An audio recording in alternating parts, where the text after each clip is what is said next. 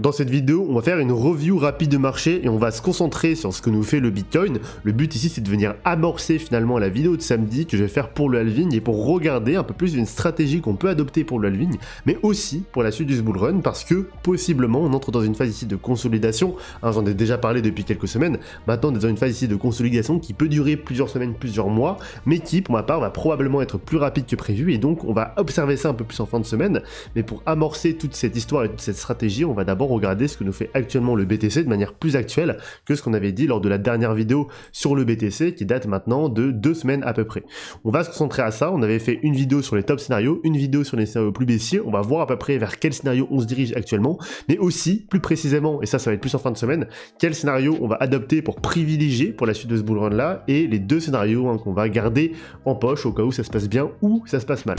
On va donc commencer cette vidéo en regardant le coin récap des 10 premières crypto-monnaies, et on voit ici globalement qu'on est dans le rouge pour la plupart des portefeuilles. Je pense que vous l'avez vu, vos portefeuilles sont dans le rouge comparé à leur top historique. Après, c'est pas de l'argent qui est perdu forcément parce que pour certains d'entre vous, vous avez fait des gros gains, donc vous êtes toujours en gain même s'il y a moins de gains.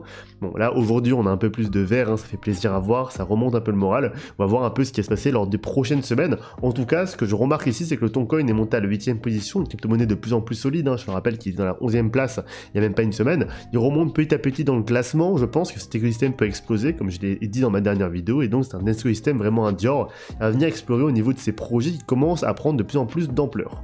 On va donc regarder un peu aussi ici le BTC à 64 000 $, l'Ethereum à 3100 $, on en parlera probablement en fin de semaine. On va regarder maintenant plus précisément ici le prix du BTC.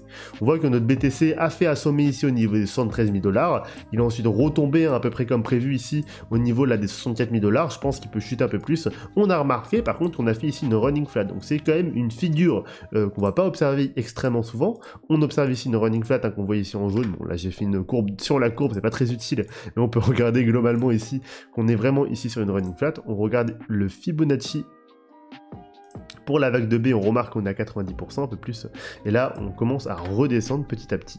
Donc soit une running, soit une flat étendue, une running est aussi possible. Je pense qu'on partira ici plus sur l'étendue, parce que bon, j'ai dit un peu n'importe quoi précédemment, mais en effet, on n'a pas encore fini les 5 vagues, donc on pourra partir sur l'étendue et venir autour de cette zone des 50 000, 52 000, 56 000 $. Je sais que la zone des 53 000 $ est très attendue, c'est pour ça aussi que je pense qu'on va venir chercher probablement la liquidité qui est attendue à cet endroit-là, sans forcément accepter les gens, sans forcément leur donner de l'argent et faire en sorte que tout le monde gagne, mais en venant piéger les personnes soit en descendant légèrement plus bas, soit en s'arrêtant légèrement plus haut, c'est-à-dire en cognant en fait sur cette résistance-là pour remonter par la suite.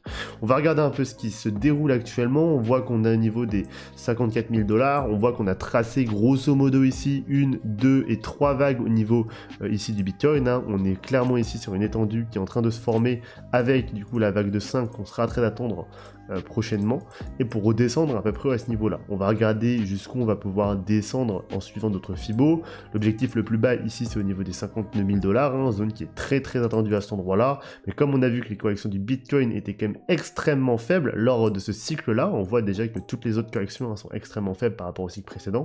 On peut observer ici qu'on a cette zone ici des 123,6 de Fibonacci à 57 $ qui est aussi intéressante, donc je pense pour ma part, et je sais pas que c'est un investissement, c'est juste mon avis personnel, je pense qu'on pourra osciller entre ces deux prix-là, entre les 57 000 et les 52 000 $, venir osciller entre ces prix-là et peut-être flotter un peu au niveau des deux, entre les deux, sans pour autant venir appuyer complètement et venir s'écrouler en dessous des 50 000 $. Si jamais on s'effondre en dessous des 52 000 $, il est tout à fait possible qu'on tourne ici autour des 47 000 $ pour venir replonger au niveau de cette résistance-ci. On peut voir, alors je vais vous la placer rapidement ici, au niveau de cette vague de 3 qui a été placée, on a une résistance à cet endroit-là, mais elle est même un peu plus haute ici. Au niveau des 52 000, on a une résistance forte, on peut le voir. C'est pour ça que je vous parle de ça, c'est la résistance qui est à cet endroit ici. Alors, où est mon pinceau ? Hop là. Cet endroit-là, on a une résistance qui est quand même pas mal forte. Et ensuite, ici, on a cette zone de 3 qui peut servir de support et qui viendrait amorcer ici cette zone vraiment ici des 47 000 $, voire un peu au-dessus au niveau des 49 000 $ à peu près.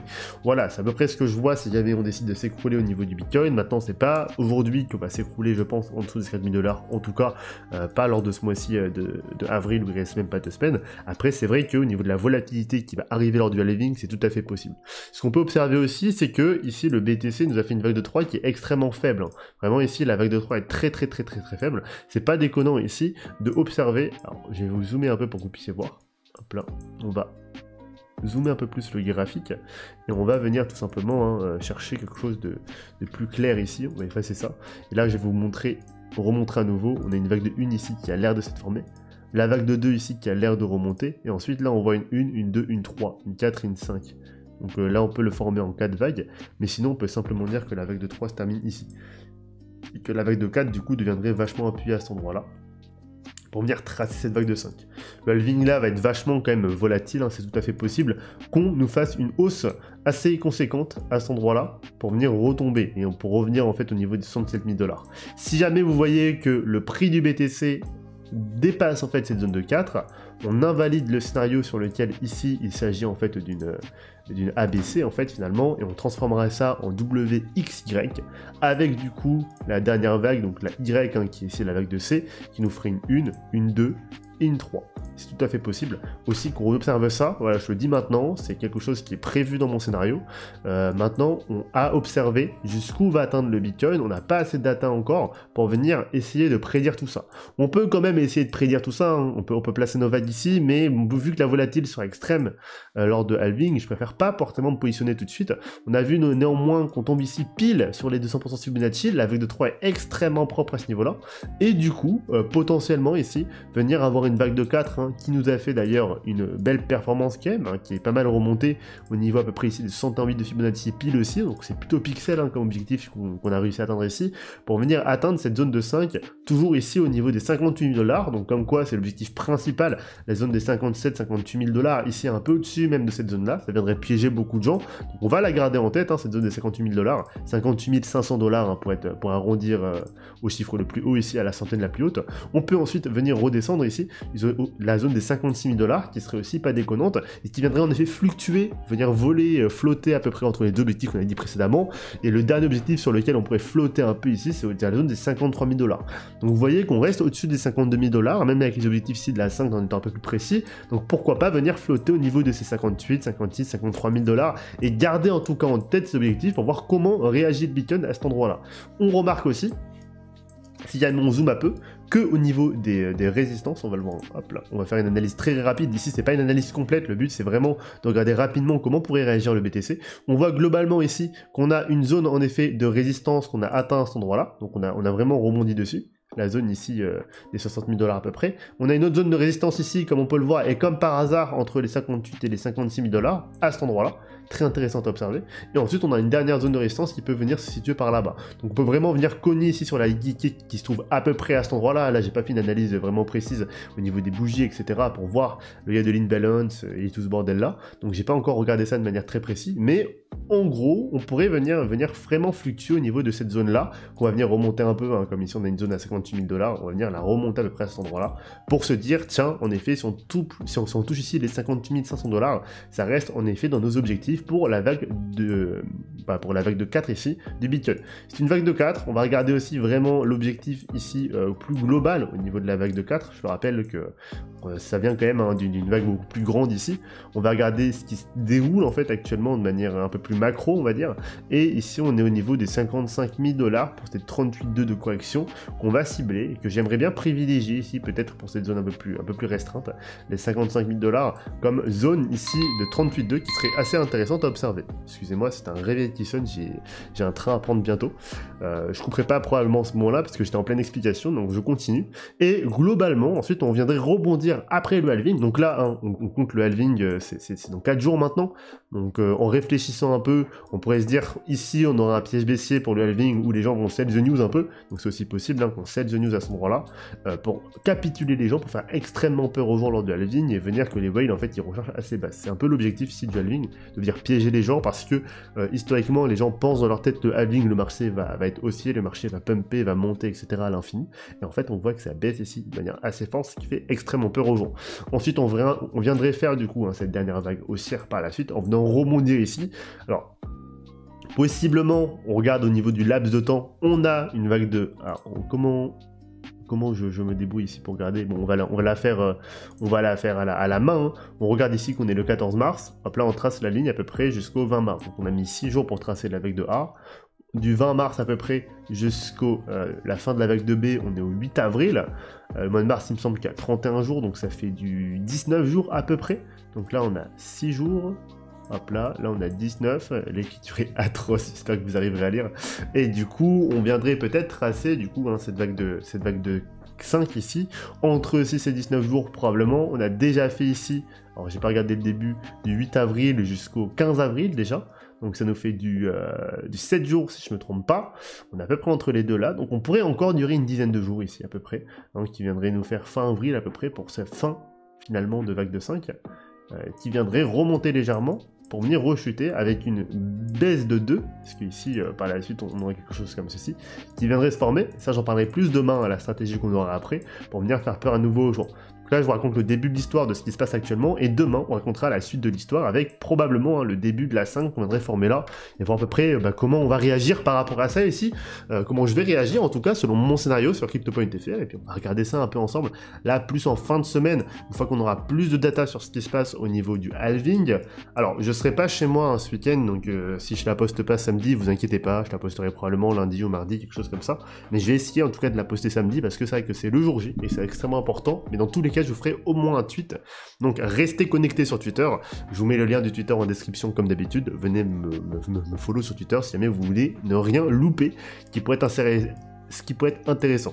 Si je fais pas de vidéo samedi parce que j'ai pas le temps, je ferai un tweet assez détaillé quand même, avec des visuels graphiques au niveau des courbes, qui serait intéressant à voir je pense, et on viendrait compléter du coup cette analyse qui sera déjà à peu près faite finalement sur Twitter, le lundi ou le mardi, seulement là si j'ai pas le temps de tourner une vidéo samedi.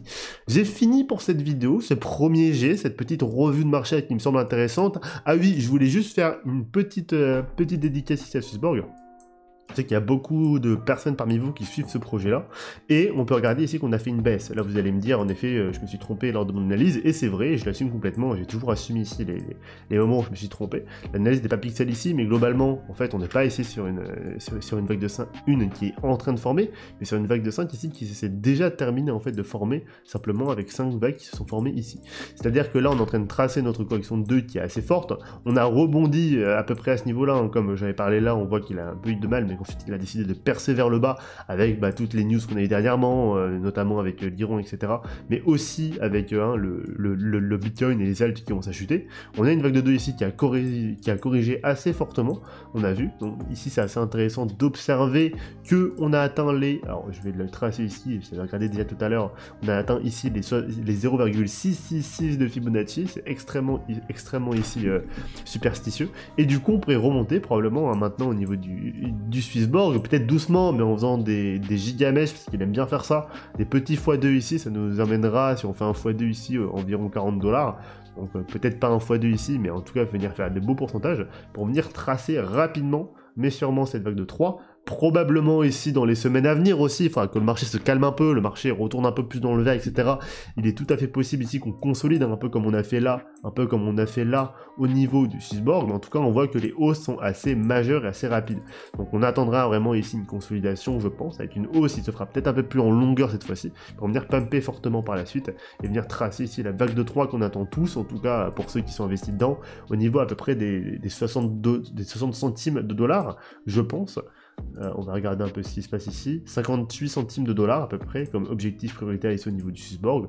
Ce qui serait intéressant à observer, c'est que si jamais il nous fait une JMH, il peut dépasser cette zone-là et venir atteindre la zone de résistance au niveau des 68 centimes de dollars. Après, c'est vrai qu'on est ici en bas de la zone de résistance au niveau des 58 centimes, donc ça semble assez cohérent finalement par rapport à ce que je vois au niveau du graphe ici. Donc observer comment va réagir le Swissborg par rapport à tout ce marché-ci. Est-ce qu'il va agir en étant décorrélé du marché par rapport au BTC comme il nous a fait lors du précédent bull run? Je ne pense pas, parce que pour l'instant en fait il nous a pas montré de signe de décorrélation, il nous a pas montré de signe où il évolue de manière complètement décorrélée par rapport au Bitcoin et au reste du marché. On voit que quand le marché monte globalement ici depuis juin 2023 jusqu'à ici mars 2024, on voit que le Swissborg est monté aussi, et quand le marché a commencé à corriger, le Borg aussi. Donc ça m'étonnerait pas de voir aussi du coup le board consolidé pendant quelques jours, semaines encore, à l'instar, au même, à l'instar, je sais pas si l'expression est juste, mais du BTC. On a terminé pour cette vidéo, j'espère que vous avez plu, j'espère que vous a aidé, n'hésitez pas à laisser un petit pouce bleu, un petit commentaire et à vous abonner à la chaîne pour ne rien louper. On se retrouve nous en fin de semaine, donc samedi, soit sur Twitter, soit sur YouTube si il y a le temps de tourner la vidéo, ou sinon hein, seulement lundi, mardi, mercredi, début de semaine prochaine, pour venir voir à peu près comment se déroule ce marché lors du halving qui sera passé d'ici la prochaine vidéo. Donc, je vous souhaite donc une excellente semaine à vous, un excellent début de semaine, une excellente fin de semaine si on ne se voit pas cette semaine, et puis je vous dis à bientôt sur CryptoPoint.fr.